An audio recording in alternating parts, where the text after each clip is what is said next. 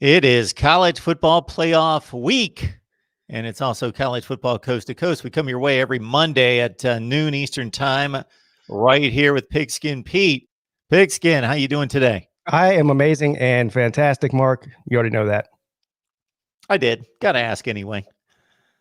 I know that's never going to change, but it's always good to hear. It's an inspiration for the rest of us. It is. I try to be an inspiration. You're inspiring me with that tree up behind you there. Got the tree up there. I should probably run back and turn the lights on. Forgot to turn the lights on. Yeah. So I posed the question yesterday: when does everybody take their tree down? I wait till after the new year. So either the 1st or the 2nd. I've had several people tell me I should wait till the 6th because of the 12 days of Christmas or whatever. I don't know anything about that. I always thought the 12 days of Christmas would lead up to Christmas. That's what I would have thought. I don't know. That was always my thought. Yeah, the Twitter warriors are telling me different though, Mark. So I might have to go with what they say, Yeah. Oh, right. When we always sang the 12 days of Christmas in elementary school, I thought this was like leading up to Christmas. Okay. All right. It's good to know. Good to know. Well, it hasn't been much of a bowl season up until Saturday. We had a couple nice games on Saturday, but there was a string of blowouts from the very first bowl game. And then we've got, I checked in and out of Louisiana and Texas San Antonio, which turned out to be a decent game. It's like 24-all with a few minutes left, and Louisiana was a pretty substantial favorite there. They pulled it out with a late touchdown. And then Coastal Carolina and Liberty really turned out to be a good ball game. I'm still trying to wrap my head around what I saw at the end of that game, Mark. Can you explain this to me? What was the strategy there? You know what? I need to go back through it myself and look, because it was one of those deals where I had it on but was doing other things. So I saw Coastal down 2 scores. Then they came back and tied. And I saw that I flipped it on that they had tied. I was in and out of that game. And then Liberty made it down the field. I don't know. They must have hit a couple big pass plays because they were down inside the 5 like nothing. Yeah. And then all of a sudden I saw what appeared to be, I was wondering why the guy didn't score. But anyway, basically what they did was they were trying to take time off the clock and then score, and they fumbled. See, I understand they must have told the back not to score for whatever reason. I don't understand. So there's inside of 2 minutes left in the game. You're up by 7 points already. Why not just go ahead and score? Forget the clock. They'd have to score 2 touchdowns in under 2 minutes to even tie you at that point. The running back has a clear lane into the end zone, starts looking around, like waiting for someone to tackle him, and he sort of just falls to the ground. I don't get it, Mark. I thought that was one of the worst coaching decisions I've seen in a long time. It takes a lot to shock me, and my mouth dropped open when I saw that happen. Okay. See, you're clarifying things for me right here, because again, I wasn't locked in on the game, so I missed that whole sequence. Right. I was going to the next Liberty possession in which they fumbled at the 2-yard line, and then they went to overtime after that. Right. I got the impression that they were trying not to score right before that, after looking at Twitter. Okay. So I just don't understand why you don't score, given the opportunity. Well, I think you're assuming, from what you're saying, is you're assuming that you're going to score on the next play. So you're trying to bleed an extra 5 seconds off of the clock, or whatever, 10 seconds. Well, depending on the timeout situation, you cause them to burn a timeout. So they're up by 7, or it was like 31-26, right? Yeah, they were up by 7. They could have gone up by 14. Instead, they turned it over, like you said, and then Coastal Carolina goes down the field and ties it at the end. Yeah. So you're up by 7. You can go up by 2 scores. Well, I think here's the theory, that as long as you keep the ball out of the other team's hands, they cannot score, of course. And even if you're up by more than 1 score, they can. You've eliminated, if you execute this successfully, you've eliminated their ability to score after you score, get an onside kick and score again to tie you. which is a bit ridiculous. If your team's that bad that they're going to give up 2 touchdowns inside of 90 seconds Right. plus an onside kick, then you shouldn't win anyway. Yeah. Just go ahead and score. I mean, this wasn't a situation like we saw several weeks ago. You remember we had several games where the guys, tried to fall down short of the end zone, but didn't make it in. Those were different situations in this one. A touchdown there would have pretty much ended the game, I think, and they almost lost because of it. It almost came back to bite them. Now they ended up winning the game, which is fine, but I'll never understand that line of thinking. Yeah, I think it's taken to an extreme right there. I agree with that. But I'd completely lost sight of what was going on in that one, and then I saw the big controversy and didn't piece it together. Yeah, it was an interesting and entertaining game though, and a great season for both Liberty and Coastal Carolina. Yeah, you wonder what the committee would have done with Liberty. I guess pretty much the same thing they did with Coastal Carolina, because Liberty just lost that one game to NC State, 15-14. Right. But depending on how you measure Coastal Carolina's win against BYU versus Liberty beating Syracuse, who's awful, but it's a Power 5 win, and then they beat Virginia Tech, and they would have beaten North Carolina State. They would have had 3 Power 5 wins. That was why I actually picked Liberty to win the game against Coastal Carolina, even though I was rooting for Coastal. I picked Liberty to win for that reason.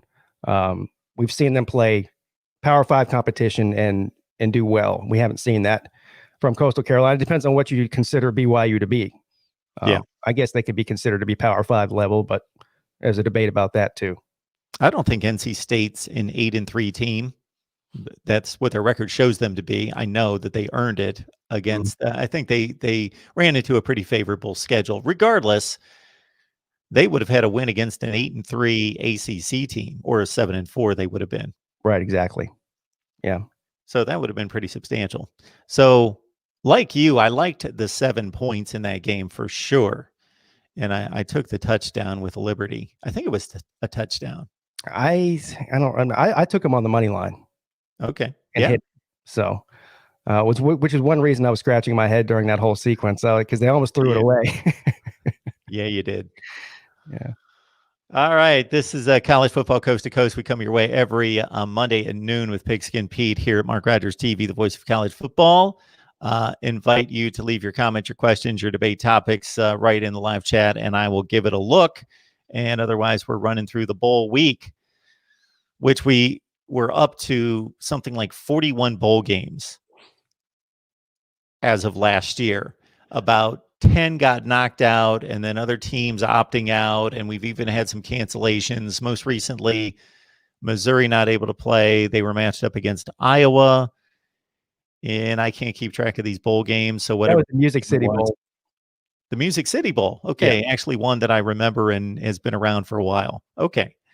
The Music City Bowl between the Big Ten and the SEC. So that kind of hurts me. I like to see those matchups one off the board, especially since we haven't seen a Power 5 team play yet. We had a string of bad games, like we mentioned, 2 good ones on Saturday and a great one on Saturday with Coastal and Liberty.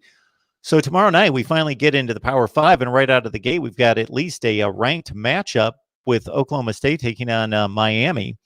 And, I made the comment a couple times this week when asked that I'm going to be curious more so on the Miami side, because Oklahoma State, in the top half of their conference, they're playing Oklahoma, Texas, Iowa State, TCU. They're playing teams on their own level, or in Oklahoma's case, they finally proved to be substantially the best team in the Big 12, but Oklahoma State pretty much played close games against everybody else. So that they're going to, at least we can expect they're going to show up and play and give an effort against a top 20, 25 type team, because they've done it. Texas, Iowa State, close games, TCU. They can play those kind of games. Miami, as mentioned many times by me, just an odd team in regards to trying to gauge their results, of getting annihilated by Clemson, playing a bunch of like top 45 to 50 teams, outclassing them. Then they get this North Carolina matchup that I think, okay, this should be a really good game. They get obliterated. So here we go again. Here's a team on their level. Miami fans may not want to hear it, but this is a team on their level, a program on their level, Oklahoma State. Okay, Miami, what you got? I think this is going to be a brilliant matchup. I'm really looking forward to this game. Obviously, the big news that Derek King decides he's returning for another year next year, which obviously I think is the best decision as far as the NFL is concerned for him. But anyway, this is the first time in what 4 years, Mark, that we've seen them have the same quarterback 2 years in a row. It feels like. I think a win for Miami tomorrow would be huge, and not to mention they've had some questionable bowl matchups and bowl results in the past several years. So I think this game is huge for Miami. Miami's a 2.5 point underdog at the moment. I think that's probably about right. I think there's, like you said, two pretty evenly matched teams. That this is the reason you have to look at the rosters, though. I feel like I would take Miami to win this game outright. I'm picking Miami to win the game, mainly because of the opting out or the quitting situation we have at Oklahoma State. But Chuba Hubbard's not playing. Their top receiver's not playing. A couple of other guys. They've had 3 or 4 guys opt out. As far as I know, and maybe you could tell me different, or somebody in the chat can tell me differently, I don't think anybody from Miami of note has opted out of this game. So there are 2 defensive ends Okay. who are really good. Jalen Phillips, Quincy Roche. They have both opted out, huh? They have both opted out. Okay, well, that does make There goes the pressure on the quarterback. Yeah, that does make a difference. Those guys are both really good. Yeah. But to your point, Chuba Hubbard's arguably the best in the business. He's in the top 5 at his position. Tylan Wallace, the transfer from LSU, is really good at wide receiver. I don't think they've got anybody like he's an NFL wide receiver. Yeah. The rest of the guys are okay, but they can't really replace him. I don't know anybody else for Oklahoma State. So that's kind of one's an easy one to measure, or easier, because the guys have the ball in their hands. You're taking away 100 yards of rushing or something like that. And who knows, your typical 5 or 6 catches out of a wide receiver and 100 yards, and how they're going to distribute that elsewhere versus, 2 DNs that put pressure on the quarterback and can chase Spencer Sanders around. Yeah, and I go with the immeasurable factor. Who does this game mean more to? And I think it means more to Miami and their program and where they're headed. Oklahoma State, at this point, they may feel disappointed about their season more so than Miami does. And in these bowl games, I think that matters. So I'm looking for Miami to come out on fire. Now, no result would surprise me. I mean, Oklahoma State's talented enough to certainly beat Miami, and they're favored for a reason. But I just have a feeling, though, that for some reason, I have a feeling that Miami's going to come out and try to prove a point. And but this would be an interesting matchup between these two teams. A Big 12 team who plays decent defense against an ACC team who has been sort of all over the place on both sides of the ball. They've shown flashes of brilliance on offense, flashes of brilliance on defense, but haven't really put together a complete game, I guess you could say. And if you want to count the Florida State game as a complete game for Miami, I guess you can. But we all know Florida State's terrible, so I don't really know how much you can gauge off of that. But outside of Florida State, every ACC game that they played, they either played good on one side of the ball or the other, but not both at the same time. Absolutely. They muddled around with a bunch of Virginias and Virginia Techs who weren't very good. NC State, again, I don't want to discredit their 8-3 record, but they missed Clemson and Notre Dame on the schedule. They were the only team in the conference that did. And so that 8-3 could have easily been 6-5 if you put those 2 teams on the schedule. So, again, Miami, it took them until the last minute of the game to pull one out against NC State. The thing that I'm going to trust in to a certain extent, this doesn't mean I'm going to pick Oklahoma State. But again, when is the last time Miami beat a good team? They didn't beat a good team last year. They didn't beat a good team the year before. I think and the reason I have this at the top of my memory is because I run so many Miami shows and we talk about it. And I brought it up one time. I said, when is the last time Miami beat what most people would consider to be a quality team?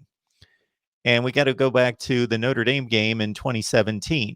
In 18 and 19, they didn't beat anyone. They haven't beaten anybody this year. NC State would be the best team that they've beaten.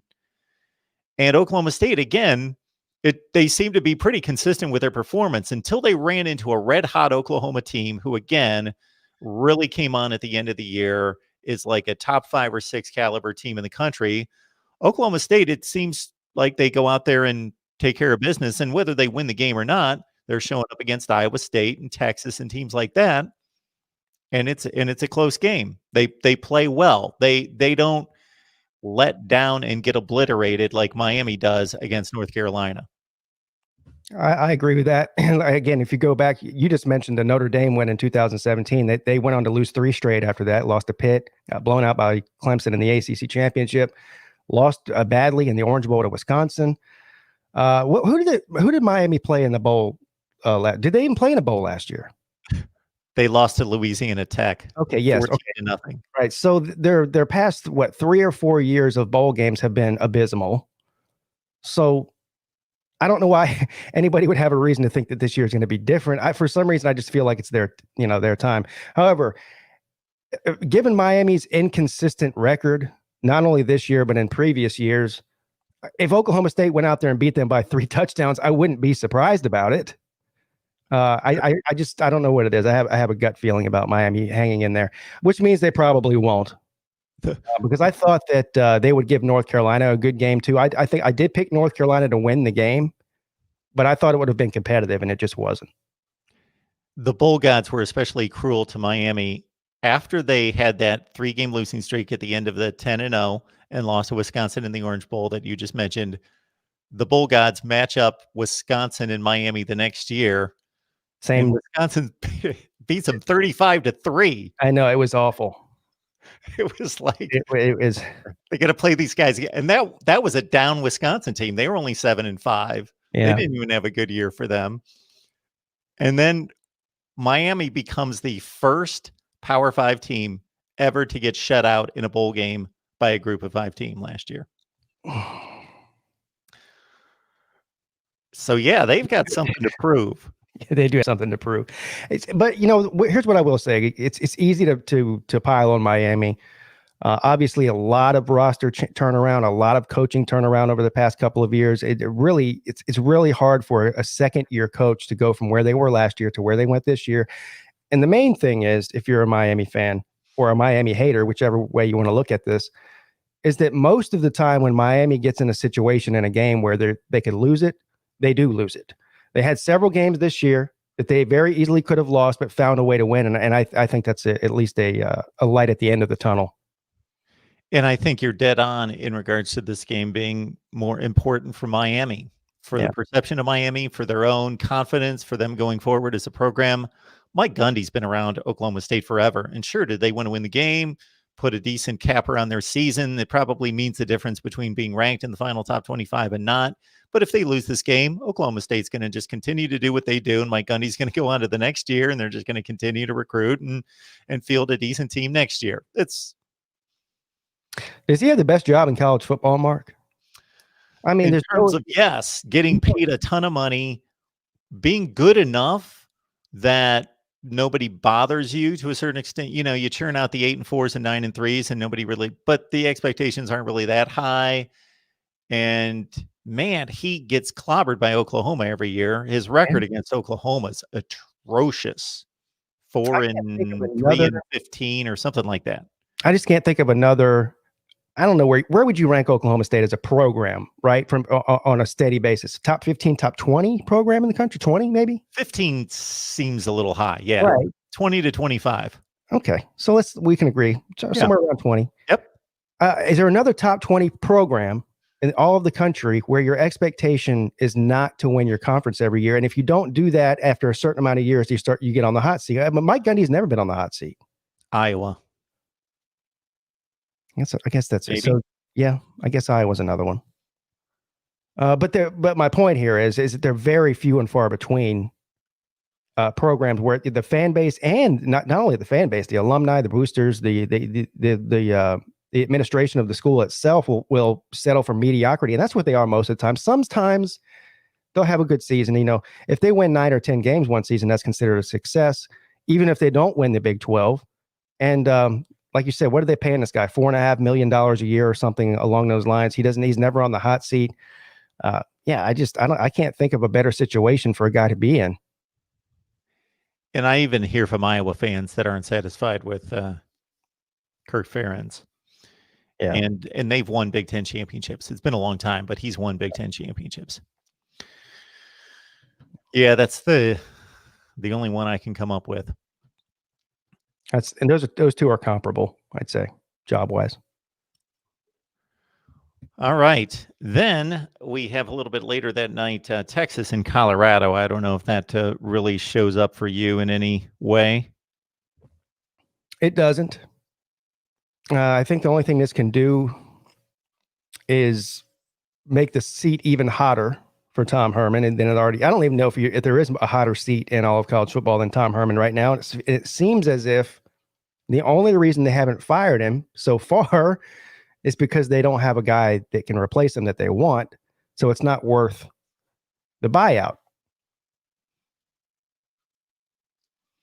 Yeah, I don't think that they have the guy on their radar that is realistic that they can replace him with.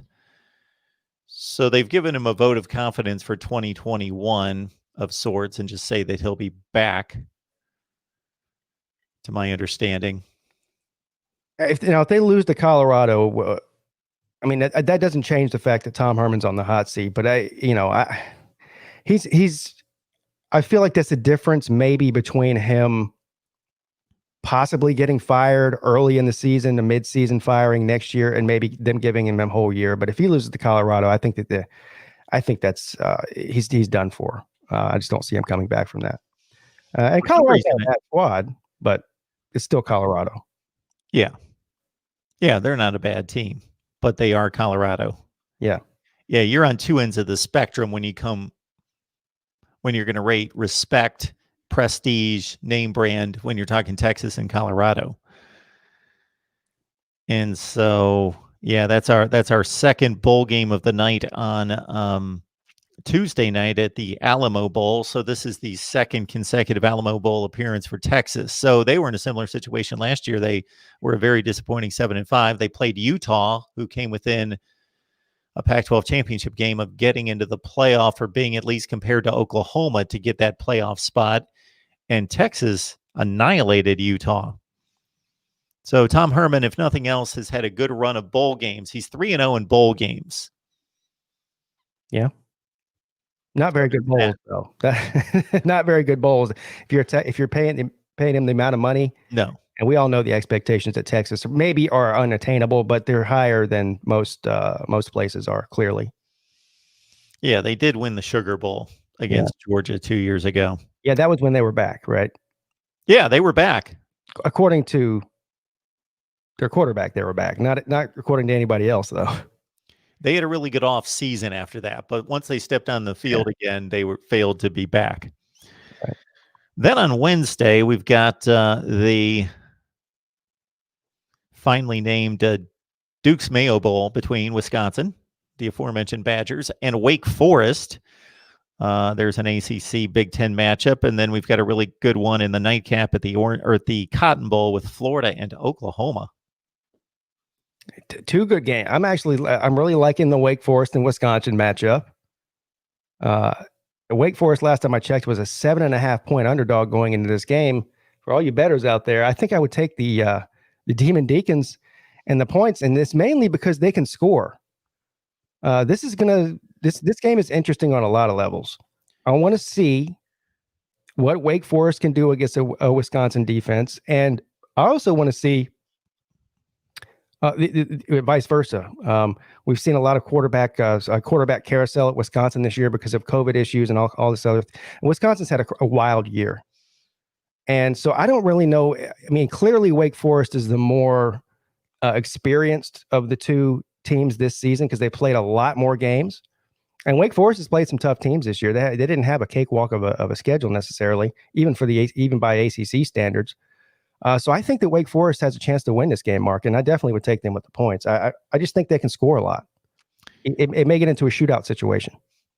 It is interesting that you point out that the point spread's so large on Wisconsin's side because while Wake is scoring so many points, Wisconsin hasn't been scoring points. Right. For them to be that big of a favorite, they scored 6 against Indiana, 7 against Northwestern, 7 against Iowa. They've scored a touchdown in 3 games. In their last 3 games against 3 good opponents, they could only score a touchdown in each game. Yeah. Now, Wake Forest's defense is not very good. It's probably even towards the bottom of the ACC. So that's probably the reason why. They've had a lot of high-scoring games with mediocre teams, so they give up a lot of points, even for somebody like Wisconsin who's having trouble scoring. Wisconsin will definitely score. I don't know what the over-under is on this one. That might be one you want to go over on. Yeah. There might not be a possession by either team that doesn't end in some sort of points unless it's a turnover. I think we're seeing a big respect factor for Wisconsin. They're Right. only 3-3. Yeah. I think they're much better than 3-3, but the season became what it became for certain teams, and they were in that mix of missing so many games. And they lost some close ones where their defense certainly held up, but their offense couldn't generate anything, which was surprising because once Graham Mertz hit the scene and lit up Illinois and Michigan, then it looked like, man, this team's got something going because they've got all their usual components of offensive line, running game, defense. Now they got this Elite 11 quarterback who can light it up for them. But yeah, I know they pretty much had their wide receiver core just get wiped out. Yeah. And for anybody who understands the way that these point spreads work, it doesn't necessarily mean the team that's better is favored. That's not the way that things work. It's based on public perception. Let's face it, the public perception for the average, not the hardcore college football fan, but let's just say the one that just watched college football during the college football season and read the press clippings and watch ESPN and that sort of thing. The perception of the ACC is that they're bad, and the perception of Wisconsin is they're a good team. So that has the point is to get people to put money on the game. That's what Vegas is looking for. And I think that Wisconsin has earned, especially in the postseason. We just got done talking about how they have. I mean, their postseason record over the past 4 or 5 years is very good, especially in even some of the major bowl games. So the perception is that Wake Forest is a weak, soft ACC team, and that Wisconsin is a tough, hard-nosed Big Ten team. And I think that has a lot to do with the spread. But I think that this, in a game of matchups, I think Wake Forest matches up well against Wisconsin. Yeah, you might have something there. I certainly think the point spread's large. Yeah. I'm going to probably trust, when it comes right down to it, I'm going to trust Wisconsin to win the game, most likely. But I had more than a touchdown. That's the key here. Well, yeah, I make my picks straight up. I'm not going to put $1 on this game, but yeah, I'm going to have to decide whether they can stretch out that win to that degree. That's a lot of points. Chuck C, appreciate that super chat contribution. Appreciate that. Hi, Mark. Just jumped on for a bit listening to the Ohio State-Miami matchup. Oklahoma State, that would be, of course. Oklahoma State-Miami matchup talk. I agree with most of it. Hey, the Finns may make the playoffs, though. Miami's a good team this year. I mean, we're talking about NFL now, right? Yeah, Miami is a good team. They are a good team. I believe they're now 10-5 after pulling one out against the Raiders. That was Tua's playing good football. Who would have known? Who would have known that Tua's a good quarterback? I don't know. A lot of controversy about him. I figured that if NFL scouts were telling me and my eyes were telling me watching him in college that he can play the position at that level, but he's a pretty frail, or has been frail in the past. Yeah. And so that was the concern by many. So Chuck C reminding everyone that you can contribute right here, and your individual contributions are what keep us going. And also, if you've got a contact to a potential sponsor, just let us know. Just to contact me at MarkRogersTV at Gmail. It would be tremendous to get this show sponsored so we can keep it going for you throughout the off season. Yes, we would like to continue doing the show. John reminding everyone to hit that like button.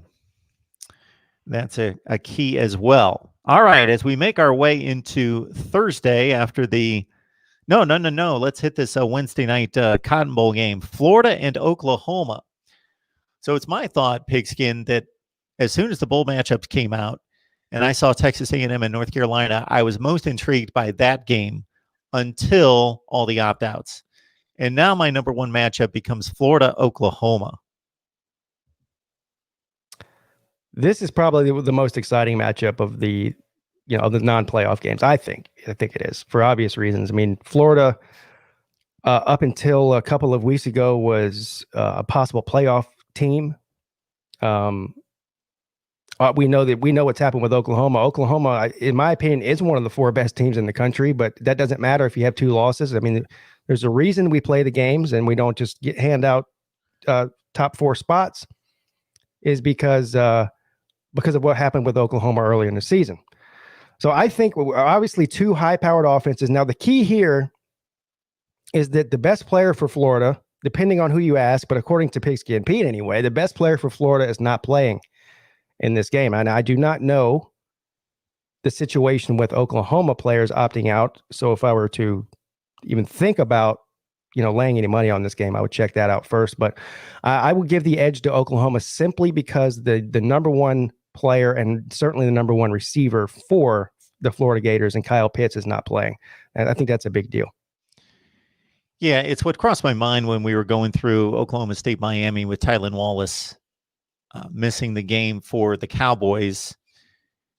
And I think it's even exaggerated, emphasized even more in this game with Pitts being absent, is that you can't just say, okay, the guy usually catches 5 passes for 90 yards. That's off the table. No, it just completely changes coverages and the way they swing coverages, and all these dudes that are good receivers, but that get little attention, get the one-on-one matchups and can make plays. Suddenly they can start shading toward their second best receiver, because their second best receiver is now suddenly their best receiver. And if you've got a 1 and a 1A, that's one thing. But when you've got a Kyle Pitts or a Tylan Wallace who's decidedly better than the rest of your receivers, then your second guy isn't nearly as good as the guy that's going to be playing on Sundays real soon. So it's just advantage defense. And what will we see from Spencer Rattler in Oklahoma? I mean, I think it's a foregone conclusion that we know that an Oklahoma offense is going to score. Lincoln Riley offense is going to score. Spencer Rattler, though, although he has improved throughout the season, has still been a little bit shaky at times. The thing I think that Oklahoma has going for them here is that Florida's defense has not been able to, they proved not to be able to stop anything pretty much all season long. So in a shootout, I would take Oklahoma by a touchdown or so. Got a slew of games on Thursday. I don't know that anything here excites me. We'll see what's on the personal schedule, but there's one game at night that I would watch over the other 3. But we've got the Armed Forces Bowl with Tulsa taking on Mississippi State. We've got San Jose State and Ball State, a couple conference champions, playing in the Arizona Bowl. That's a new one. Then we've got the longstanding Liberty Bowl, which has been going on forever, with West Virginia taking on Army taking Tennessee's spot in that one. And then the Texas Bowl at night with Arkansas and TCU. So do any of those jump out at you? I mean, other than being happy that Army's got a chance to play a game, I think that's interesting. Yeah.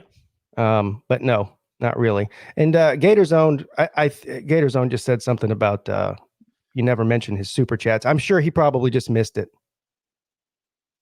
I certainly certainly not intentional. Not my intent to miss a super chat. There we go. Gator Zone. Appreciate you guys picking that one up. Gator Zone, good to see you. All right, I'll concede. We're going 9-3. You hope so. He's conceding a loss in the bowl game too, huh? No, they're 8-3. Oh, okay. So that's not conceding then. No, that's not conceding. Yeah. So he's chalking up a win against the Sooners. Of course, I mean, come on now. He's look at his name is Gator Zone for a reason. Okay. He should be confident. Florida's had a great season this year. And so, yeah. They had a great season. They could wind up 8-4. Yeah. So they could lose to another top team. Let's say they play a great game and it's they lose 41-38. So they've lost to Alabama, Texas A&M, and Oklahoma. They did have the LSU loss, but they're going to be 8-4. They'll probably still just barely drop in anybody's rankings.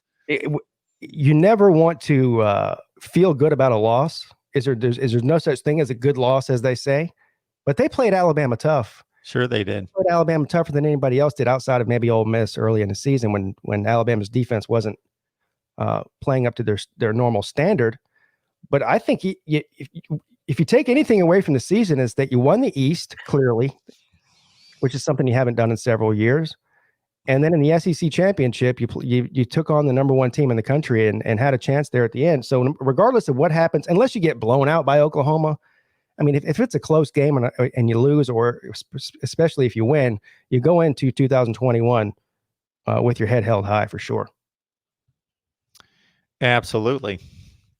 And just because I just like conference matchups in the Power Five, if I'm only going to watch one game on Thursday, I'm going to watch TCU and Arkansas. TCU finished 6-4. Arkansas is 3-7. That's another thing that got messed up with these bowl matchups this year. Is typically we've got the seedings usually line up pretty close to what they should be. So you're not going to see a second place team in the Big Ten taking on a seventh place team in the SEC normally. You don't see that because the seedings line up. And then I was explaining this to somebody the other day. The Big Ten and the SEC have usually had the most teams elevated into the New Year's Six or in the previous BCS bowl games. Therefore, they would be seeded lower against other conferences, but not by much. We would have like-seeded matchups, and that's one thing I liked about the bowl games, besides other things, is that you could make some kind of comparison. Now, the argument of incentive and motivation was always there, but you could at least match up and say, hey, the ACC is playing 3 games against the SEC and 2 against the Big Ten and a game against the Big 12. And they're like-seeded teams. They're not the best team in the ACC is playing the worst team in the Big 12. They're like-seeded games. So you could get some information out of it. This year, because of all the cancellations and the opting out, we're coming up with matchups like this, where Arkansas is 3-7 and TCU 6-4. They shouldn't be playing. What if I told you I thought Arkansas was a better team than TCU, Mark? I wouldn't necessarily argue with you on that. Sometimes I wonder, and I'm not talking about you, obviously. I was watching. It was either on ESPN or Fox Sports. I can't remember. They were previewing this game on TV the other day, and the guy said Arkansas is a terrible team. They've had a terrible season. They have no chance in this game. And I'm going, what has this guy been watching? I mean, look, yeah, 3-7 is not good. We know that. But we're talking about Arkansas. We're talking about a team that before the season, pretty much everybody said they'd be lucky to win a single game, let alone 3. And as somebody else in the chat here just pointed out, I believe it was Vandy Dandy, they could easily be 5-5 based on a couple of questionable calls. But certainly the Auburn game, we know that was a botched call that cost them the game. So so I think that to your point, I think this game is actually more evenly matched than the records say that they are. Yeah, I was not making a commentary on whether I thought the game was going to be close. I was just making a commentary in terms of the way that the two teams are seated in their conferences, that they shouldn't be playing each other. Yeah. So, but I think they actually got this right. Based on the quality of the two teams, in other words. But I think this would be a good game. And I think Arkansas has a pretty good chance to win the thing. Oh, I agree. I think it's going to be a good game. I think it's going to be close. Yeah. Yeah. Watching and listening to some of these shows, I have generally warded those type of shows off of my calendar in the last several years. I used to be big into pregame shows and all these analysis shows and so forth, but yeah, so many uninformed people out there that are able to. That's the reason I believe that more people watch, believe it or not, these YouTube shows and get more out of that than they do out of watching them on TV. You get a clear. It's clear to me anyway that most of those people don't watch the games. They might get a a briefing from an intern or something, and with the records and stats, and they read over those 5 minutes before they go on air or something, but they're clearly not watching the games and paying attention to what happens throughout the season. Some of them are, but some,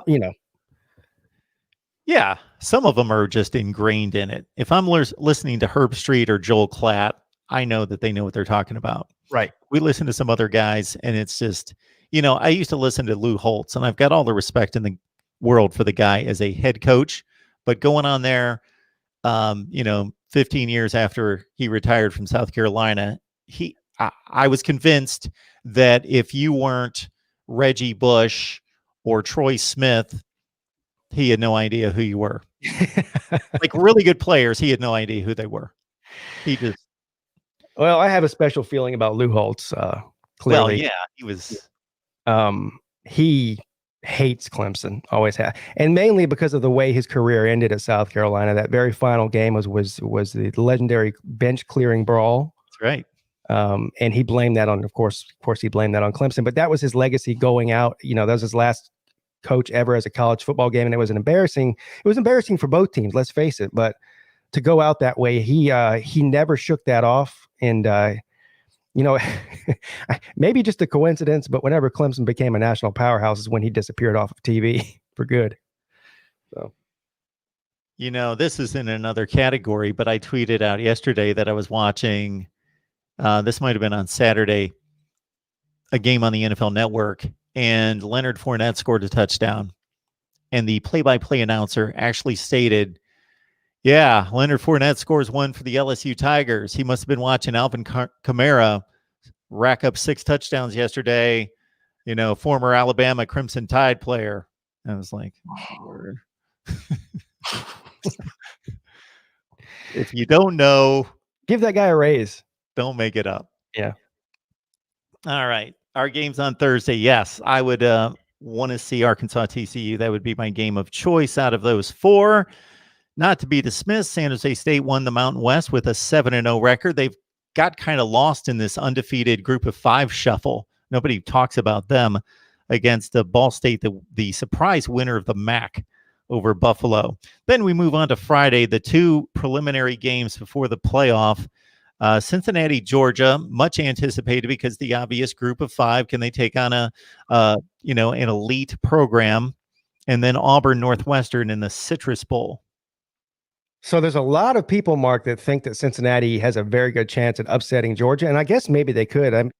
You had a few players opt out for Cincinnati, and of course the famous game a couple of years ago where Georgia went to the Sugar Bowl, didn't feel like they seemed to want to be there, had a bunch of players opt out. They wished they were in the playoffs, and got beat, of course, by Texas. Now, I don't really know if you can compare the 2 years, because Georgia, I don't think, but towards the end of the season had any hopes or dreams of getting into the playoff. Their season was pretty much already over. And I think, at least from a coaching staff standpoint, and maybe a few players that are still left over from that team that played in the Sugar Bowl and lost, they realized that this is an opportunity to get embarrassed again. And hopefully the attitude there is not one of, well, we don't think we should be playing against Cincinnati or Georgia. And they can show up and prove that they're the better team, and that's what I expect from Georgia. I expect Georgia to come out here and win this game and win it convincingly, but it will answer some questions. If Cincinnati can hang around or find a way to somehow upset Georgia, that would be big news, because they feel like they should have been in the playoff. So I know that we put these labels on players and on teams in terms of what their mindset and their approach is. I've always thought that while that's valid, there's 100 players on the roster, and I think they all have different mindsets to a certain extent. So there are some guys that just, there's a football game to be played. I don't care who they are. I'm going to hit the guy in front of me. And then there are other guys that, feed into the social media, the hype, the perception. And if I'm one of those guys on the Georgia football team, I don't want to get matched up against Cincinnati. We can't prove anything in this game. What are we supposed to do in this game? If we beat them 42-10, everybody's going to say, yeah, they're from the group of 5. You were supposed to do that. We've got a no-win situation. That's one of the reasons I don't like I like these matchups. They're intriguing. You know that there's going to be a lot of people out there that if Cincinnati pulls off a win, they're going to say Georgia didn't care. Yeah, that's true. I don't know. I think it answers questions though. This might be more about Cincinnati than it is about Georgia because again, a lot of people that believe that Cincinnati got snubbed and the group of five is, they don't ever have a chance. And I agree they don't have a chance in the current format. But do they belong with the Clemsons, Alabamas, Ohio States of the world? Well, we'll know that by Georgia because Georgia, they're right there. They might be half of a step below some of these the top four teams in the playoff right now, but they're knocking on the door. So that would be a good measuring stick. If you can upset Georgia in a big game in prime time, maybe you do belong, with a shot for the playoffs. But you're right. It is a lose-lose situation for Georgia, but I think they do have something to gain here. They have something to gain as far as pride, whether they win by 10 points or 50 points. A win is a win in the Peach Bowl, and they can save themselves some embarrassment basically by winning the game. See, I actually go to a different place when evaluating a Georgia when there are excuses made for them, or it's happened with other power programs that they didn't want to be there, they didn't care.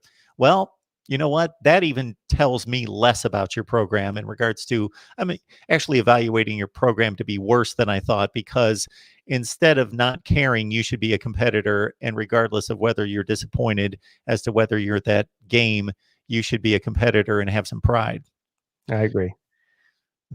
My one hope that Georgia will show up that gives me a little bit more hope for their incentive is that JT Daniels, he came into this when they were dismissed, they were done, they had the 2 losses, and nobody was paying attention to their games at the end of the year, that he wants to say, hey, I'm here now. We're a different team. We've got the stage, the national stage, the big bowl game, so I want to show out. I really believe that Georgia's not going to take this team lightly the way that they did. You had some guys opt out. Well, I guess it's a good thing you get the guys that don't care out of there so that you can coach the guys that do care and that do want to be there. And I think things would be differently if they didn't have that loss to Texas a couple of years ago. I think that embarrassed them as a program, it embarrassed some of the players, and embarrassed some of the coaches. And so this would be even worse.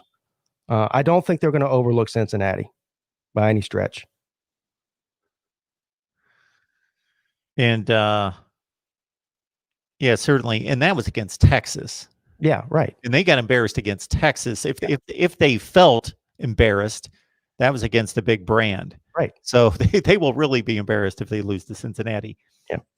Anytime the Big Ten and the SEC to get together, I'm interested. So it's Auburn, Northwestern, and the Citrus Bowl.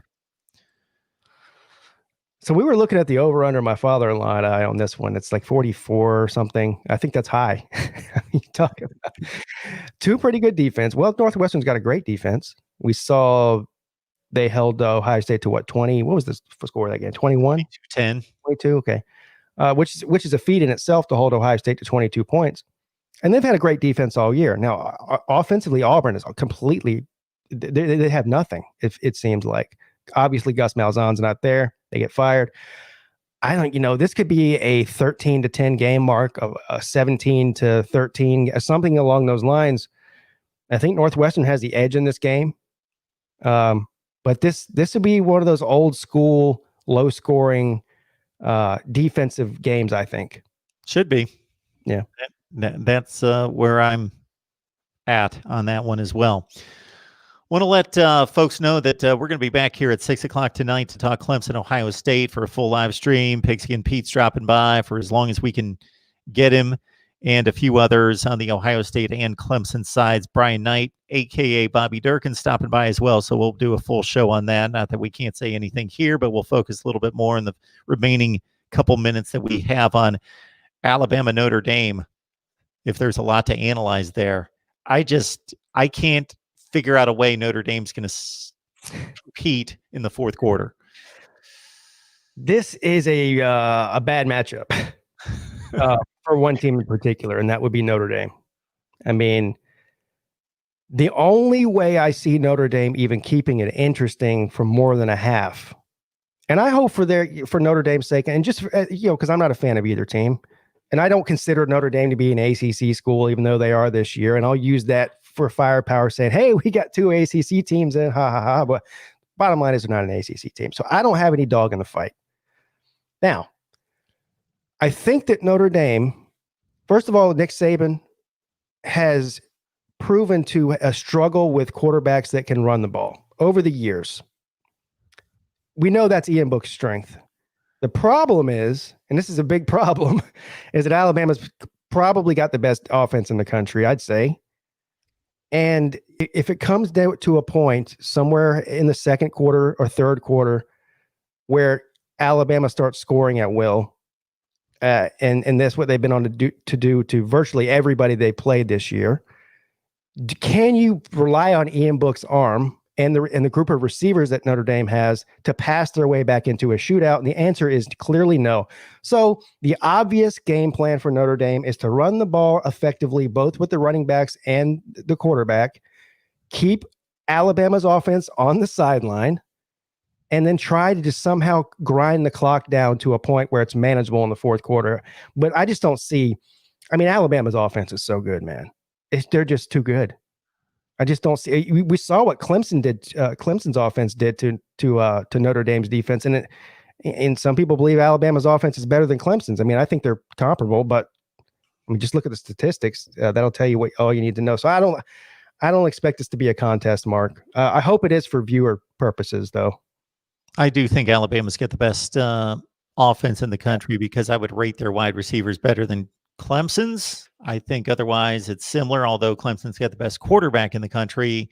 Alabama's certainly got a top 5 type player at that position. Alabama would have a better offensive line in my estimation. They are missing their center in this game, who's highly regarded, a Florida State transfer, Landon Dickerson. Mm. Notre Dame, see, the mystique of Alabama bothers me in this way. Florida plays Alabama close. So Florida coming off that LSU game, all of a sudden I'm hearing what a trash team Florida is from everybody. They were so overrated. Look at this. They lost to LSU. Then they turn around and play this competitive game with Alabama. Nobody took much from that on the Alabama side to say, does Alabama have some issues? No, it's more about Florida's a great team. That's right. They are really good. Ohio State struggles in a Big Ten championship game, and it's all about they're really not that good because we can't credit Northwestern. Right. It's definitely a double standard. I would agree with that. Peanut Butter Hero, he says something I hear a lot of people say. How many national championships does Oklahoma have, and how many does Clemson have? Well, I know that Yale has 4 times the amount of national championships as Oklahoma. Does that mean they're a better program? Peanut butter guy? Peanut Butter Hero. I got to find this. Yeah. So what's his point? Well, his point is he's trying to say Oklahoma's better than Clemson. Well, anytime you bring up programs like we were talking about Oklahoma State and trying to rank them, we weren't ranking them historically. First of all, we were saying right now they're a top 20 to 25 program. Clemson's a different program today than you would rank them historically. You can rank them today, and if somebody wants to say they're the best program in college football, I'm not going to argue with them. I'll say I don't think it's clear. I think they're one of the top 2 to 3. Are they one of the top 2 to 3 programs all time? No, they're not, but they are now and have been for 5 or 6 years.